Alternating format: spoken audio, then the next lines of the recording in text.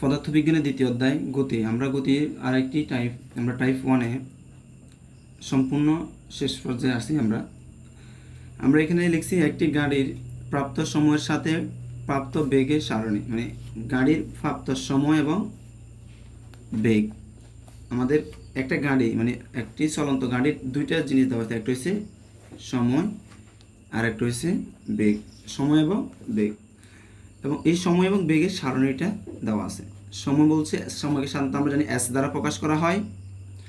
আমাদের এখানে আছে 0, 20, 40, 16, 18, 100, 120, মানে প্রত্যেকবার আমাদের সময় কি হয়েছে 20 করে বাড়ানো হয়েছে।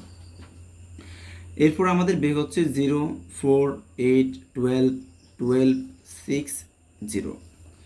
এখন আমরা বলছি প্রদত্ত তথ্যের ভিত্তিতে ত্বরণ এবং সময় লেখচিত্র অঙ্কন করে গাণিতিক বিশ্লেষণ দাও। প্রথম বলছি কি ত্বরণ, এরপর হচ্ছে যায় সময়।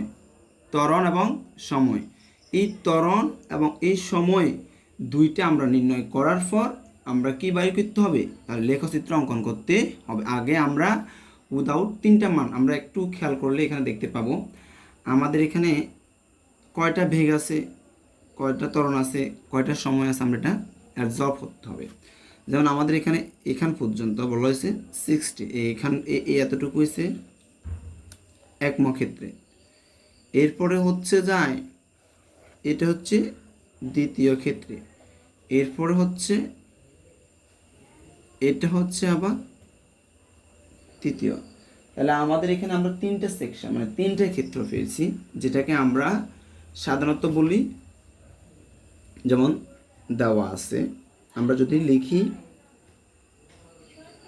দেওয়া আছে, আমাদের এখানে কি আছে দেওয়া আছে বলছে প্রথমে আমরা জানতে হবে আমাদের এই 0 থেকে 12 পর্যন্ত বেগ যেটা, এটাকে আমরা ধরবো একম ক্ষেত্রে। একম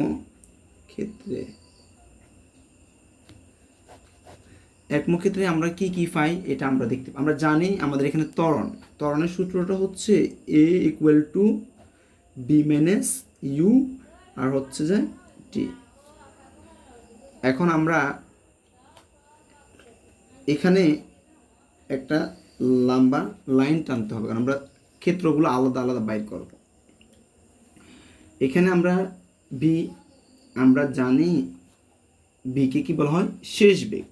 বিকে কি বলা হয়, আমরা এখানে একটু নোট অফ ডিসেন্ট করে নিই, এখানে একটা নোট দিতেছি। যেমন আমরা বিকে বলা হয় শেষ বেগ। আমাদের এখানে কত আছে, প্রথম ঘরের এই ঘর থেকে এখানে বেগ কত 12 আছে।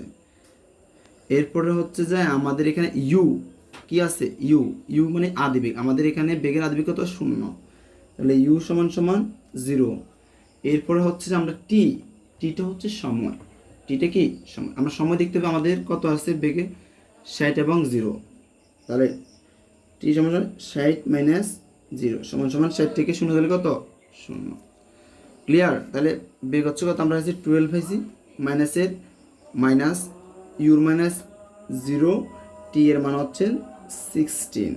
এখন এরপরে বা 12 16 এরপর আমরা যদি ক্যালকুলেশন করি, ক্যালকুলেশনের মাধ্যমে আমরা যেটা দেখতে পাবো, আমরা সাদা 0.2 আমরা কত পাবো 0.2 পেতে পারি।